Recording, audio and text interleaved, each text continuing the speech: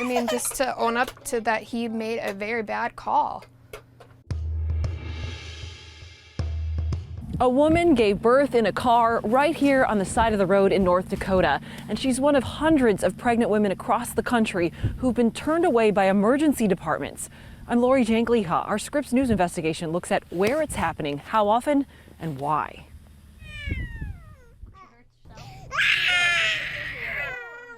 This healthy cry may never get old in Lisa and John Morrison's North Dakota home. Good job. They know how close they came to tragedy on the day little Paisley was born. Not at the hospital, a few blocks from their house, but on the side of this North Dakota highway in the front seat of their car. I was doing 80, 85 down here. I was running with my flashers on. The couple showed us the route they took on that chilly October night.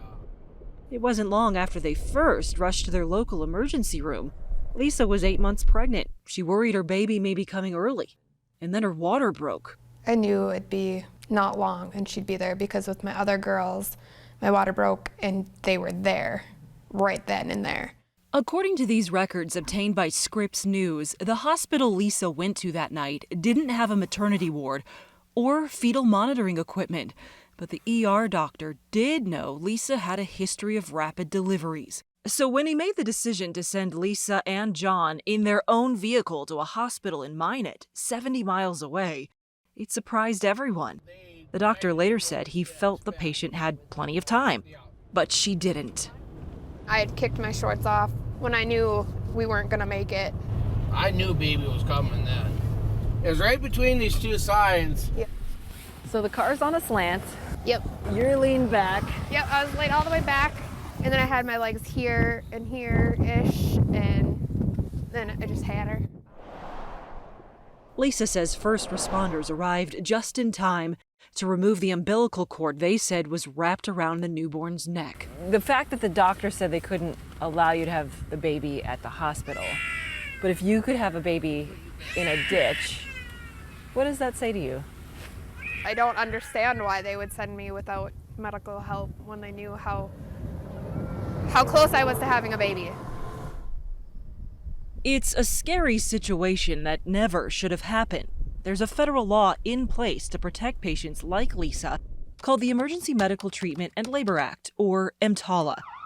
It requires most U.S. hospitals with emergency rooms to screen and provide stabilizing treatment to anyone who walks in the door with a medical emergency.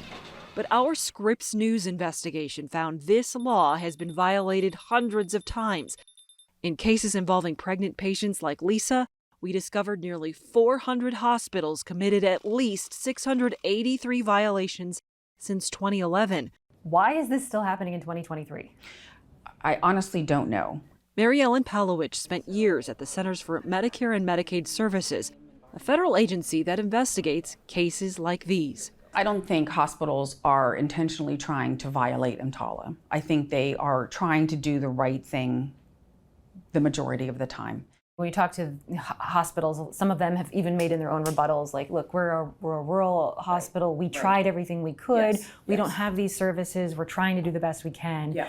Is that fair? It's fair, but it still doesn't give you a pass. Our investigation found while hospitals, including the one in Lisa's neighborhood, are required to take corrective action like implementing additional training, very few, only 3% since 2011, have been slapped with fines. We sent this email to the Office of the Inspector General for the Department of Health and Human Services, asking why there are so few financial penalties, and they ignored our question. But the American Hospital Association told us it is confident that hospitals nationwide are trying to provide the best care for moms and babies, regardless of any threat of fines.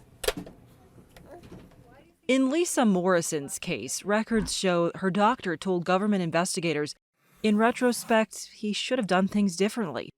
But neither Lisa's doctor nor her hospital agreed to an interview with Scripps News. Lisa says she would like an apology. What would you want him to say? I mean, just to own up to that he made a very bad call in letting us go in our own vehicle. You trust the doctors around here to have your best interests at heart. It's scary. Lori Jangliha, Scripps News, Harvey, North Dakota.